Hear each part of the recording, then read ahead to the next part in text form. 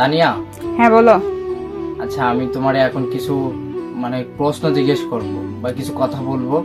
তুমি সেই কথাগুলোর সঠিক অ্যান্সার দিবা। দিবা তো? আচ্ছা ঠিক আছে, দেবো, বলো। আচ্ছা দেখো, আমার তো একটা সমস্যা, একটা পা নাই, তুমি তো জানো।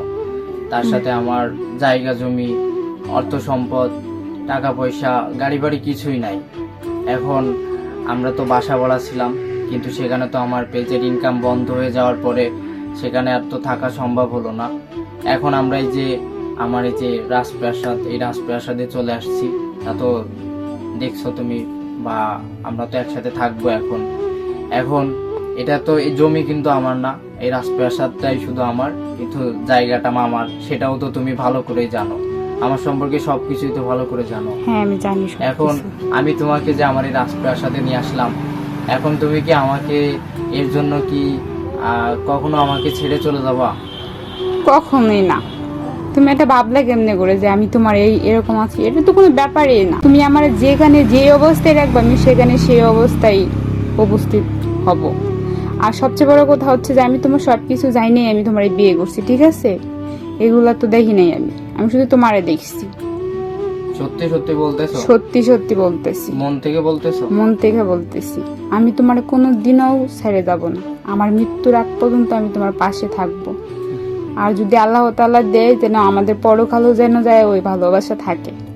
আচ্ছা ধরো, দেখা যাচ্ছে আমার তো টিনের বাড়ি, তুমি আমার সাথে থাইকে তোমার কোনো লাভ আছে? টিনের আমার তো বাড়ি একটা থাকতে পা কি নাই, হয়েছে? আমার তো টাকা পয়সা কিছু নাই। আমি তোমার বললাম না, তুমি আমার যেখানে যেভাবে রাখবা আমি সেখানে সেভাবেই থাকবো। সেভাবে থাকবা? আমার কোনো ইয়ে নেই। আচ্ছা ধরো, আমার আরো একটা দুর্ঘটনায় আরো একটা পা কেটে ফেলতে হলো, অথবা আরো দুইটা হাত, একটা পা, চার হাত পা ধরেই কেটে ফেলতে হলো, তখন কি করবা? তখন তোমার প্রতি ভালোবাসা কমবে না, আরো বাড়বে। আচ্ছা দেখো, আমরা তো এখন গ্রামে আসছি, তাই না? এখন আমরা তো পরের জায়গায় থাকতেছি, হয়তো বা রাজপ্রাসাদ, এই রাজপ্রাসাদটা আমার, কিন্তু দেখা যাচ্ছে যেহেতু আমরা গ্রামে আসছি, সেহেতু অনেকে অনেক রকম কথা বলবে তোমাকে। তো তুমি কি এগুলা শুনবা? কেন এগুলাতে কান দিবা? কেন শুনবো? আমার এই বরণ পোশাকের দায়িত্ব বা খাওয়ার দায়িত্ব এগুলা কে নিছে? আমি নিছি। তাহলে আমি মানুষের কথা শুনবো কিসের জন্য?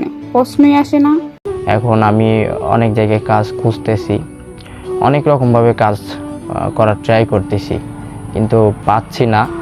তারপরে দোয়া করবেন আমার জন্য, আমিও দোয়া করি আপনাদের জন্য, এবং আপনারাও দোয়া করবেন আমার জন্য, যেন আমি ছোটোখাটো যে কোনো একটা কাজ যেন করতে পারি বা পাই। এখন এইভাবে আর কি জীবন চলতেছে। যাই হোক, আর বেশি কিছু বলবো না।